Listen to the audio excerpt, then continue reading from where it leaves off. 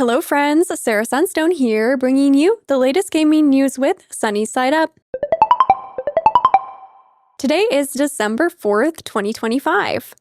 A surprise update just dropped for Coral Island, version 1.2b, titled the Haunted House and Minigames Update. It's out now across platforms and actually has so much more to offer than what I was anticipating. So let's go over the latest developer blog together. Be sure to shine that lovely like button if you're excited to dive into the new content, and make sure subscribed with your notifications on to stay in the loop. Otherwise, without any further ado, let's get right into it. So yes, the Coral Island version 1.2b update, which is titled Haunted House and Minigames, but honestly there's so much more to this update than just that. It's out now, which was super unexpected, so let's go over the new content and various improvements that have been made to the game. Starting off with all new content, we have a new minigame available, which is the Haunted House itself. Now, very interestingly, this is actually a partner-only activity, so grab a romanceable NPC that you've already hung out with. Otherwise, they actually won't go with you, so just make sure you've hung out with at least one of the dateable characters ahead of this. This haunted house activity is available during the Spooky Festival,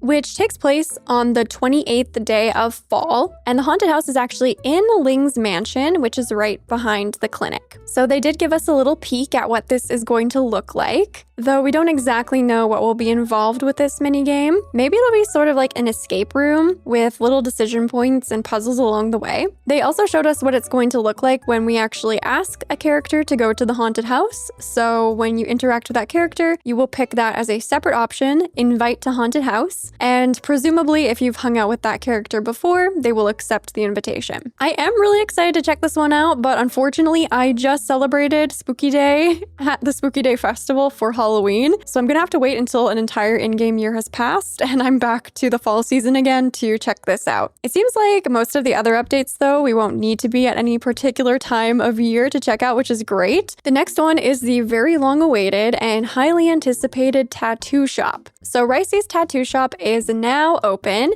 and this is found within the Merfolk Kingdom, so you will have to have the Merfolk Kingdom unlocked in order to access this. Specifically, you'll actually need to have first obtained the Seal of Naga special item, which is given from King Krakatoa during the Roots Above questline, I believe. So once you have this, you can check out the tattoo shop, and there's going to be a selection of unique tattoos that are available for purchase. So you will be purchasing these with your earned gold. Here we can see some of the designs. It looks like there's quite a wide variety. There's some more aesthetic ones, there's some really cute ones, a little bit of everything in between. There's also different tattoos available in different categories. We have an arm category, a back category, a front category, a leg category, and then also a special section. It looks like there are so many different designs. There's even a pufferfish option along with a sussed chicken design. There's some different unique patterns, paw prints, a capybara, there's a dragon, there's a lot going on here, so I'm really excited to check these out in game and try them on just to see what they look like. But yeah, I'm definitely really excited that this is finally implemented. Next up, the team has made some improvements to the NPCs on the island. The first of which being that now you're no longer going to be the only one who can initiate a hug or a kiss. So now NPCs can also do this. So now after this update, your loved one might actually come up asking for a hug or a kiss,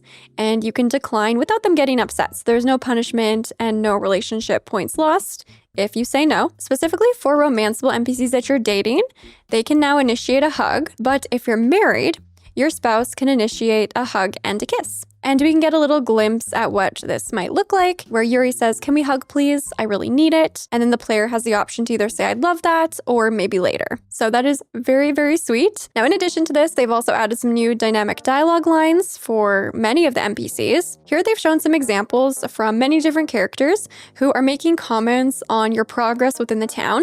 So for example, Emma's saying she's, changing up her supply of vegetables to being exclusively the ones that we've grown on the farm. So it seems like the characters are going to have more to say based off of the actions that you're making that are impacting the town, which is always nice and makes the game feel a lot more immersive, at least in my experience. We also have an exciting update to the activity of watching movies. So there is a hangout activity you can participate in with the various romanceable characters, which takes place at the recreation center, and here you can actually watch a movie. However, previously there were no movies. You just got a cute cutscene of the two of you kind of enjoying enjoying the film or whatever we imagined the film was that was there. But now they've actually added, it looks like 5 different movies. So The Haunted Mirror, The Invisible Dog, The Masked Detective, Love at First Spill, and The Great Turnip Heist.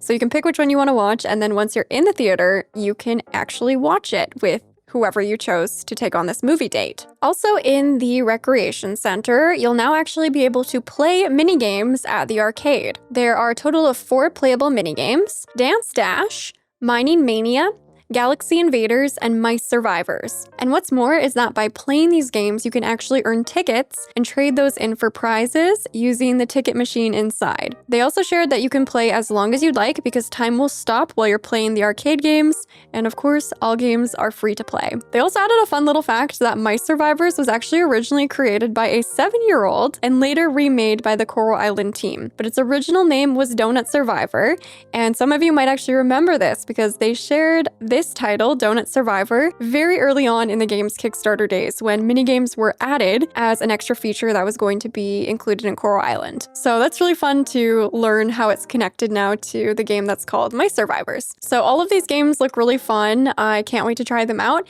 and I can't wait to see what prizes we might be able to get with our earned tickets. I hope they're unique items that didn't previously exist in the game. Fingers crossed for that. So you may or may not be familiar with the rice terrace that is found at Jack and Kenny's Ranch. It's literally just behind your farm. Fun fact, you can actually fish here. At least you could before this update, so we'll see if you still can. But now after this update, you'll actually see farmers working in the rice fields, except during fall and winter when they take a break from the cold. So the rice is actually going to grow with the seasons, so you can watch it change now. And the team wanted to share that this is a little bit of Bali brought into Coral Island, where the fields use an approach inspired by the Subak irrigation system, which is something from home that they just wanted to share. And I just love that extra touch from the team, and I love this extra touch in the game. It's honestly been such an honor to watch Coral Island evolve so much over the years, even with these seemingly small details that all come together to create such a more dynamic and immersive world that we get to experience as players. We also have some updates to pets, which is really exciting. So not only will they keep you company on the farm as they have been, but now there's also a 20% chance that they will bring you a gift. And also, if you own 2 or more pets of the same type, they will actually play together, which I think is so adorable. I don't think I have any pets the same type though, so I probably won't get to see this myself, but I love that little touch. Here they're showing 2 cats kind of play fighting, which is really precious. And then they're also showing off Spiker Dew bringing the player a piece of hardwood.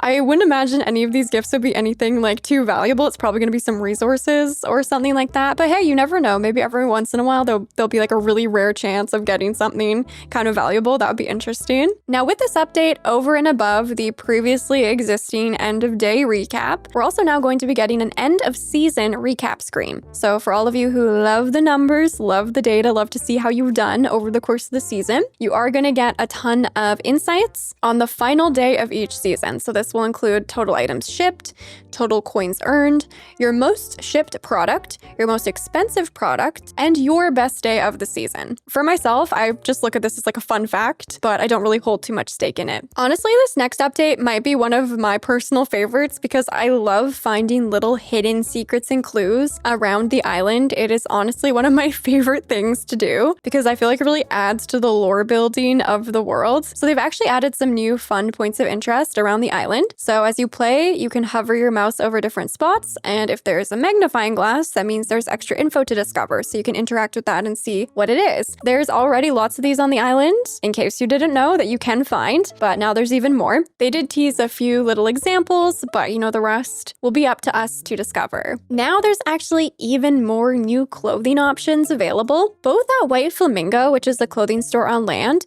but also Tidal Threads, which is the clothing shop in the ocean in the Merfolk Kingdom. So that's very exciting. Alongside new clothing, we also have new decor options, both in the categories of indoor decorations and exterior decorations. And apparently every single new decor item can actually be placed either on land or underwater. It looks like there's some really nice pieces and aesthetics that will look especially good for the underwater farm and the underwater home, which I think is great because obviously there's a bit more already to begin with available for decorating on land. Now that's not to say you can't mix and doesn't match, of course you can, but it is nice to see some items that seem to be like specifically designed for the undersea environment. It looks awesome. So that covers all of the new content in this update. However, there's also tons of improvements that are now here with version 1.2b. So first up, let's talk about improved fishing. First of all, you will now see when bait is equipped to your fishing rod. Second, fish silhouettes will now appear as soon as you start fishing. Third, the size of the silhouette now matches the size of the fish that's available in that spot. Fourth, there's now a hook mechanic added, which will hook the fish after it bites the bait. And also there is now the possibility of a shiny fish silhouette, which appears at certain fishing spots to hint at legendary fish or other special rewards. So I imagine this would be the chance of getting a coffer, for example, when fishing. I'm definitely looking forward to getting my hands on this to see how it actually feels when fishing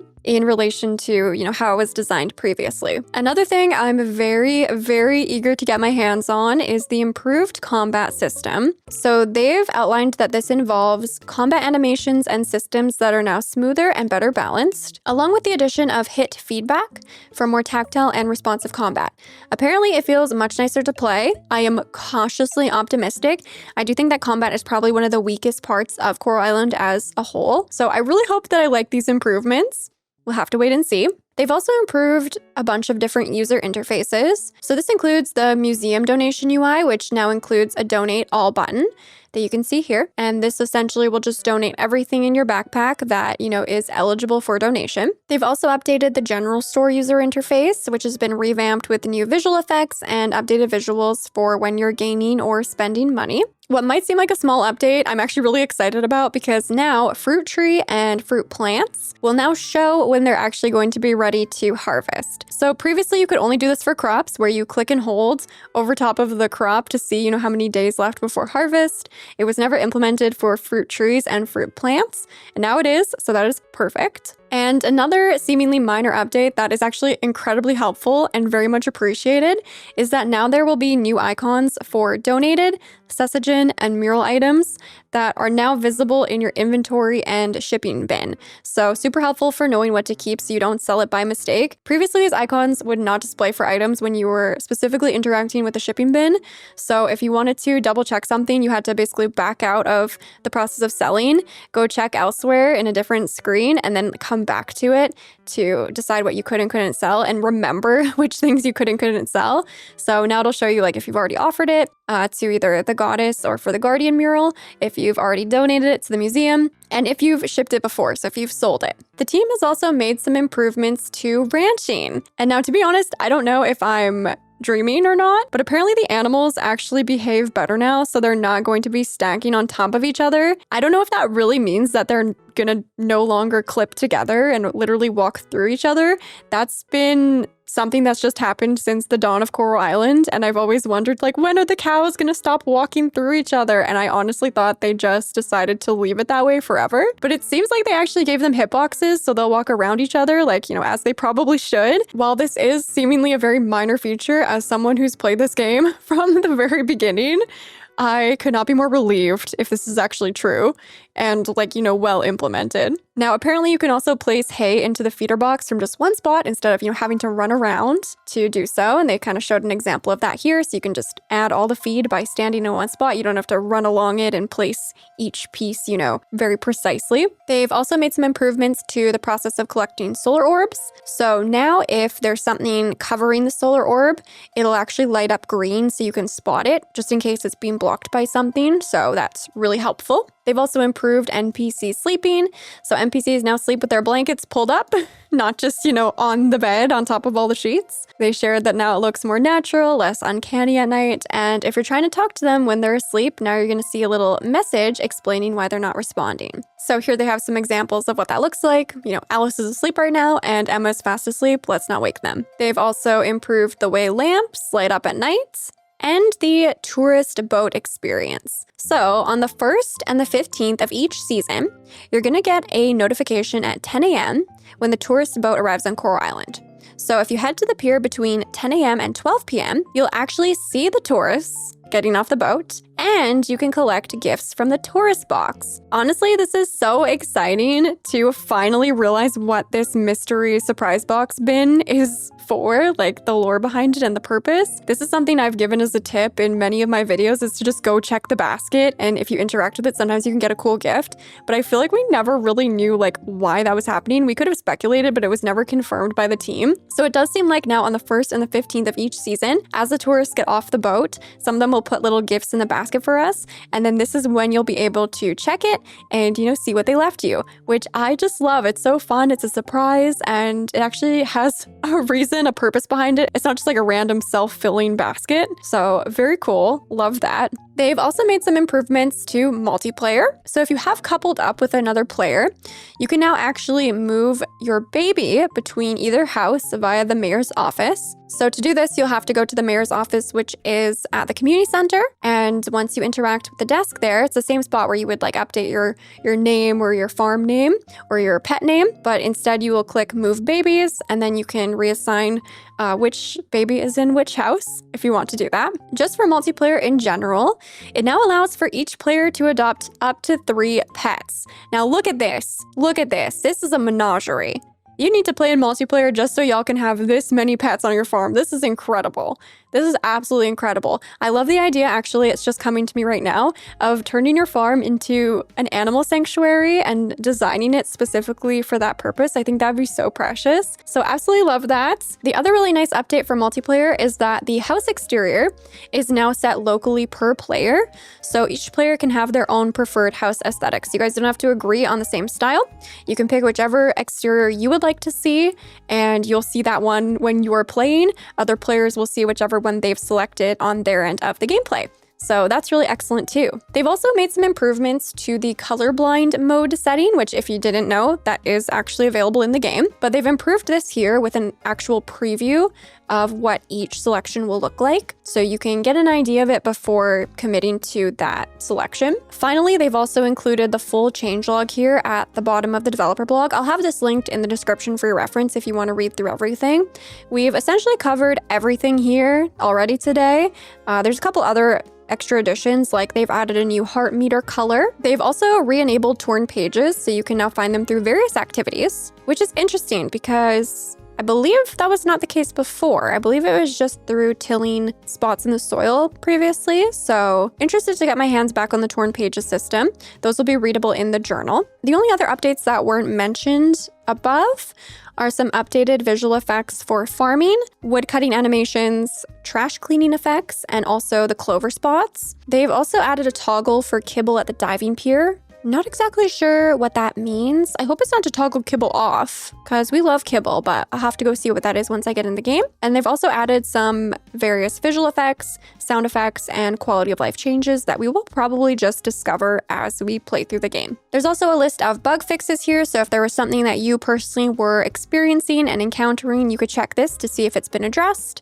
But otherwise, that was a very substantial update that I can't wait to dive into. Well, there you have it, friends. That's the latest news from Coral Island. Once again, the version 1.2b update is out now across platforms, so you can go play all this new content yourself. Definitely let me know which new feature or improvement you're most excited about, or honestly, maybe even just relieved to see finally implemented. Anything and everything. You know I always love hearing from you. And with all that being said, thank you so much for watching. I love you all. And until next time, take care.